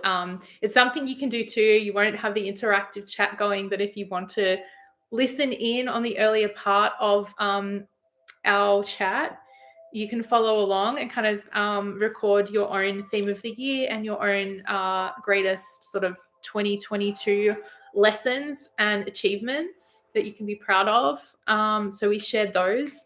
And now we're just chatting basically about some spiritual themes, questions, insights, downloads, anything you want to share. I also have my tarot deck out. So if anyone wants a tarot card pulled either for a particular question for themselves or to gain some new insight on any kind of topic, just pop it in the chat. I'll probably wrap this in about 15 or 20 minutes. We'll end on the hour for those that are still here.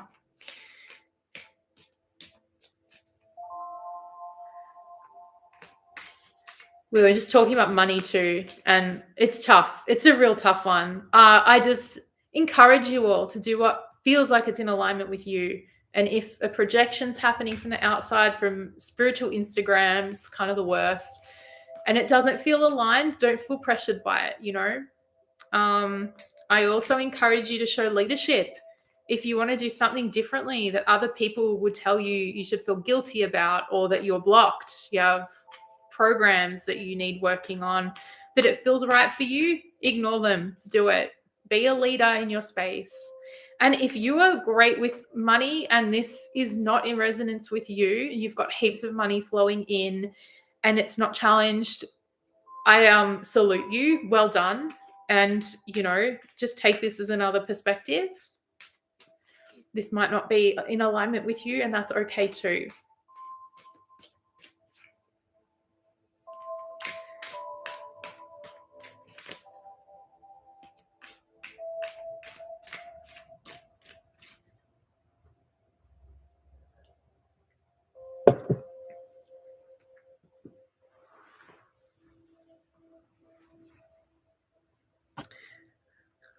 Julianne, are you a manifesting generator in human design? How did you know? Yes, I am. I don't know much about my human design. I know that much. I know that I've got a sacral authority. That's kind of it.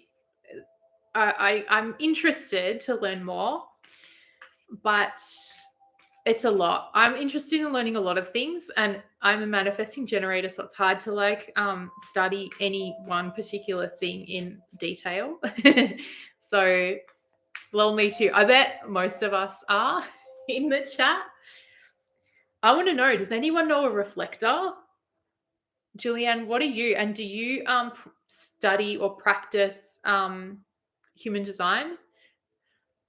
Would you call yourself a human design reader or practitioner? Like, what's that person even called?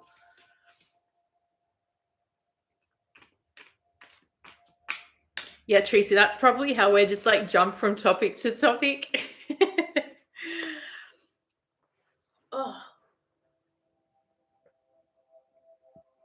getting warm in here. Obviously, I'm in Australia and it's like supposed to be summer. It's only just started. It's been cold. I'm still sleeping with a hot water bottle like an old lady. Don't know too much about it, but I just felt your vibes. I'm a generator. Oh, cool.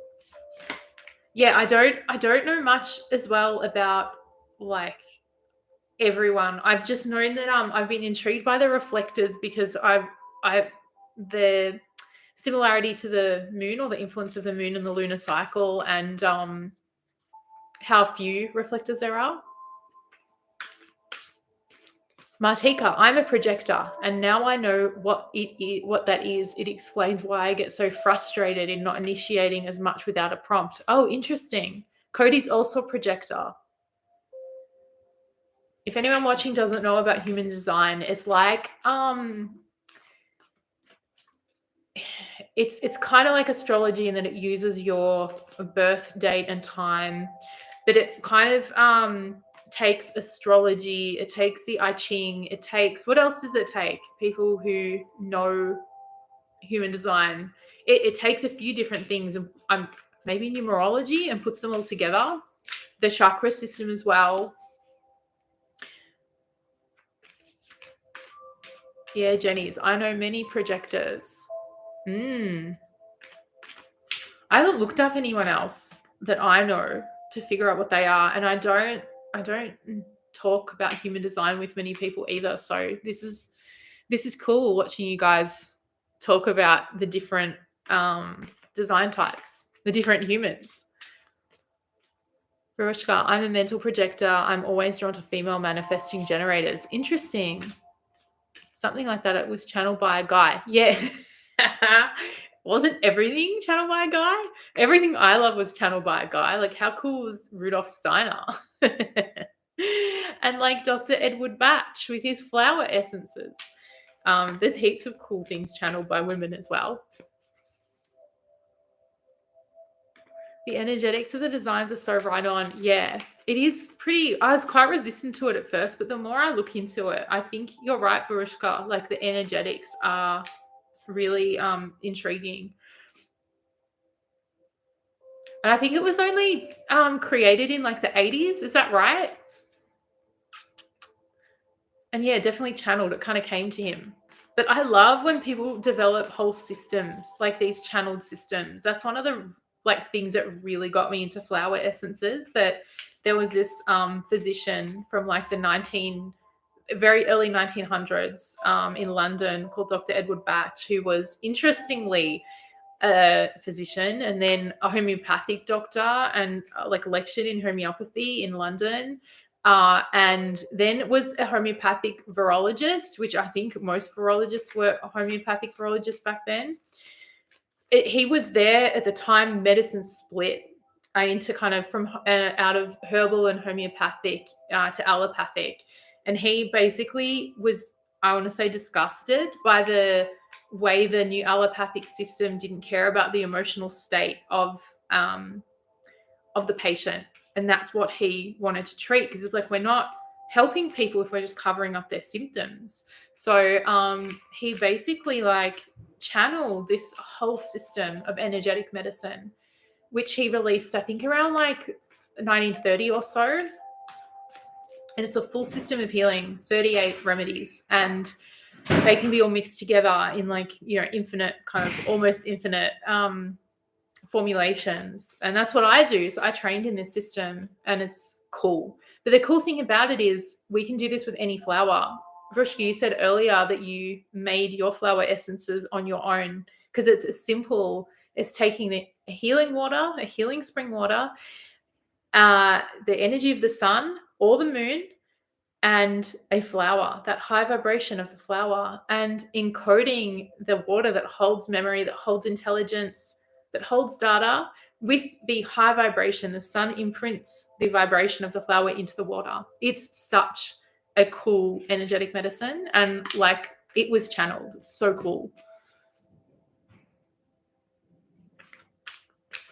But yeah, it works with the energetics of the body. So like the different layers of energy bodies, like the mental and the emotional especially, and the spiritual. I've gotten so much spiritual activation from designing flower essences specifically for those purposes.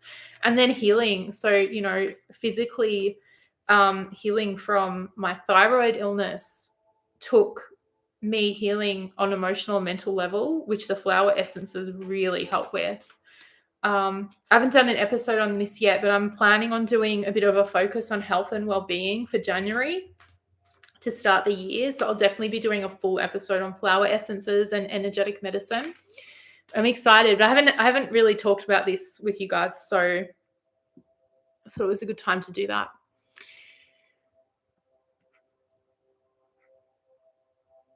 Rushka, I've been practicing human design for 10 years now, and I've always have to wait for the invitation. So true. Okay, here we go. Tracy looked it up. The Chinese I Ching, the chakra system, the Kabbalah tree of life, your astrological natal chart, and quantum mechanics. Yeah, so that's really multi-layered, super multi-layered. Amazing. Rushka, mid-80s Ra. His voice is quite captivating on YouTube. He passed away. So Ra was the one who created human design. But that's different to the Ra, law of one Ra, right? Tracy, the flower essences channeling convo triggered a question, but it's kind of obscure, so you don't have to do it. But since you are great at discerning psyops, I recently heard that sacred geometry is another one, or it was hijacked. To me, it feels like maybe it has just evolved as we evolve. Yeah, okay, I can speak to this. And again, it's all about your own discernment and what you connect with, because even my perception could be a psyop. Have a good night. You're headed to sleep. Thanks so much for joining us, Cody. It was really nice to meet with you. Thanks for being here, and sweet dreams. Yeah, okay. My perspective, and I've told Tracy this, is that everything's an op. Again, this is a whole other episode topic. I will do one eventually. It makes me it kind of allows you to free yourself from feeling controlled. If you just accept that every single thing in our matrix is an op, and the way I describe an op, it doesn't necessarily mean the CIA are organizing it, but that from the macro perspective, from the highest level, everything that happens here on Earth is observed as some kind of experiment by some group or another. So if you think about the pandemic, whether you believe that was actually some kind of conspiracy that was created or not, or you think it's 100% real, no matter what you believe about it, you can't deny that there were many groups of people who either benefited from it directly, say financially, or that they benefited from observing our reactions to certain things that happened, whether consciousness ops, exactly. Then if you believe in like this being, say, a simulation, or even consider that as possible, everything that happens here, every single moment of our lives is somehow experimental. I gotta slow down. Experimental. Therefore, like everything can be perceived as an op. So that's what Tracy was talking about with the op stuff.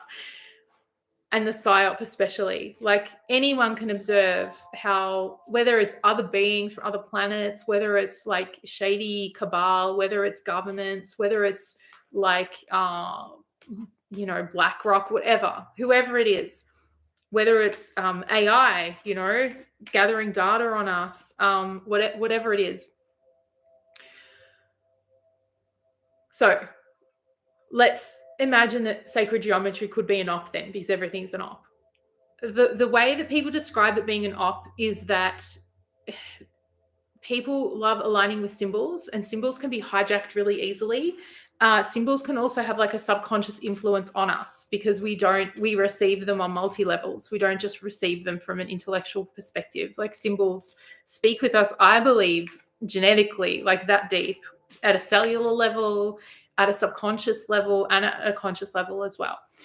So there's a lot of power in subverting symbols, I guess subverting symbols that already exist, especially. The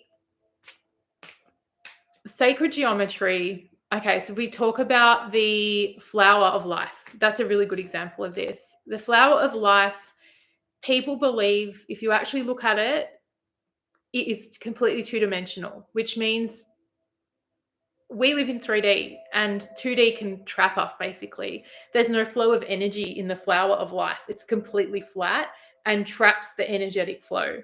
Whereas there's another version of something that looks similar to the flower of life that is more like a toroidal field that you can see the energy flowing through and it never stops. This is, these people believe, the true nature of our reality, that is actually the true sacred geometry, and the two-dimensional sacred geometry is not. That is, how did you describe it? Hijacked. They've even gone to the point of calling it the daisy of death. But again, I'm like, well, who put that information into our realm? Are they the ones creating the op? Who knows? So this is why discernment's so important, because all we can do is align with what feels true to us, because at any point, anyone can be like manipulating or interfering, or how do I want to say, like interjecting, all of those things. At any point, any actor can do that. And I think it's one of the challenges of being a conscious human and a self-aware human is to just accept that that's a possibility and be aware of it and just use it as another reason to be more focused on your own sense of what is true and right for you than what's being projected out there. Because either one of those perspectives could be true, or they could both be not quite true, and there's a deeper truth that we're yet to discover. So look, I don't know. I actually think that makes sense to me, but I'm also suspicious of where all of these narratives come from anyway. What do you think, Tracy?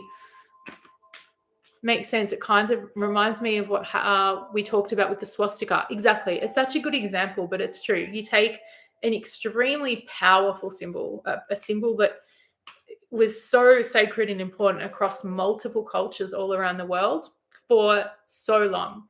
Why not? If you want to create a symbol for your own movement, just take something like that exists, that already holds so much power, and reprogram it.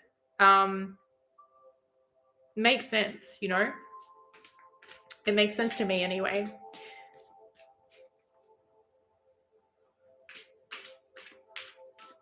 All right. I'm going to pull cards to see, because we're on the hour and I said we would wrap up now. So if you guys have anything else you want to like talk about or ask or suggest, if anyone here hasn't popped in their details around their Instagram account or their business or their podcast or their music, I really want you to put it in the chat. I also will ask you if you like this community and want to keep the talk going, because there's some really clever people in this group, really conscious people in this group. I think we hold quite a high vibration, if I do say so myself. If you want to keep this going, I'm really keen to start a group of some sort. I think the consensus was that Telegram is the preferred platform for that. But if you have a different opinion, let me know in the chat.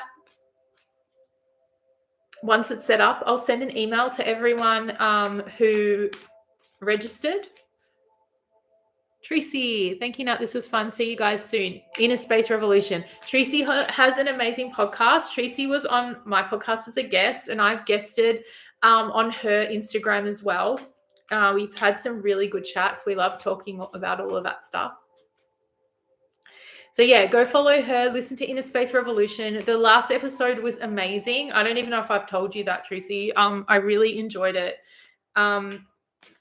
Tracy's got such a cool lens. There's a big focus on creativity, but she also really understands technology, and I really like how she perceives technology. Oh my gosh, Temples of Gaia. That sounds amazing. Okay.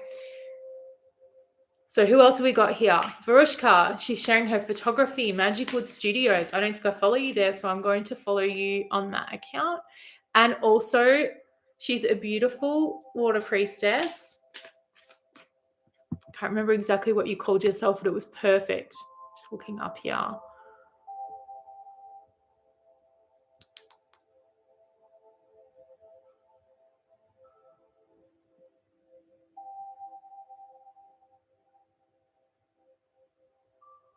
Water protector. Beautiful. Okay. So we've got photography, we've got the retreats in Weed or Mount Shasta at the temples of Gaia. Beautiful water temple.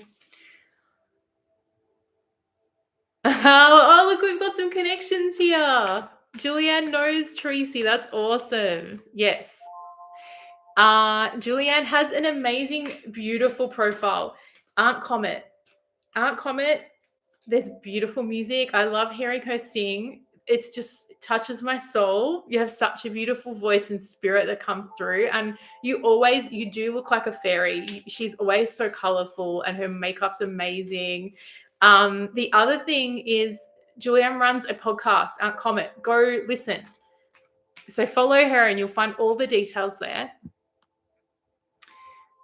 Aaron is sharing Peace for Healers. Aaron is doing some really cool stuff. I know he's reached out to me with some of his offerings, but I don't know if you're ready to share about that with what you offer. If you do want to put some details in here, just chuck it in the chat. But I don't want to, if you've kind of evolved your offering, I don't want to say anything that's outdated. Good to see you up North Forest Fairy. Lovely. And Aaron.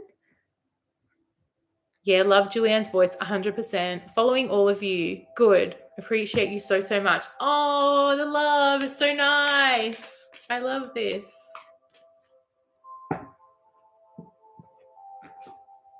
Ah, look, this card, I just pulled it. It's the Three of Pentacles reversed. So I feel like this is a cool way to close out. It's saying that what we need is a physical space to be built for us all to connect. We can do this in the virtual world. So that's what I'm going to do, because look at all these beautiful souls, 3 souls from different walks of life, different skill sets, different perspectives, coming together to build the most beautiful structure, the cathedral. And we can build our own cathedral. That's what we're going to do. So, and I don't want that to sound like a cult, because that's not my intention at all.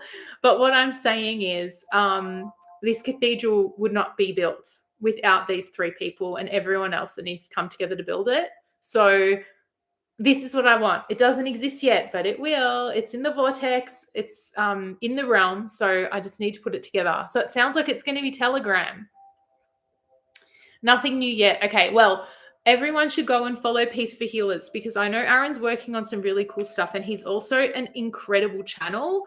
I think you've had some recent kind of discussions on your podcast as well, like interviews. So there's some good content up there anyway, and it sounds like you've got some new offerings soon. So go and follow Peace for Healers as well. Yes, I've been getting pushes to do more physical stuff. Yeah, me too. I'm actually going to run some events next year, which I'm pretty excited about. And I'm going to build like a tent, a teepee, something, some kind of structure. It'll be really cool. I'm excited to see how that works for you too, Tracy, how that plays out for you, what you're going to do in the physical world.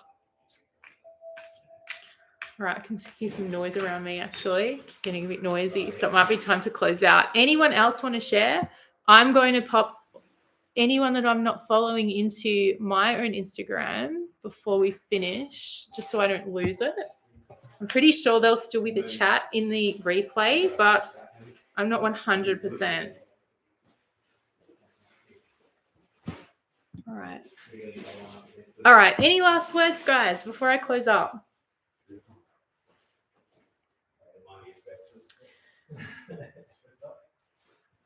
Exciting building energies. Yay. Yeah.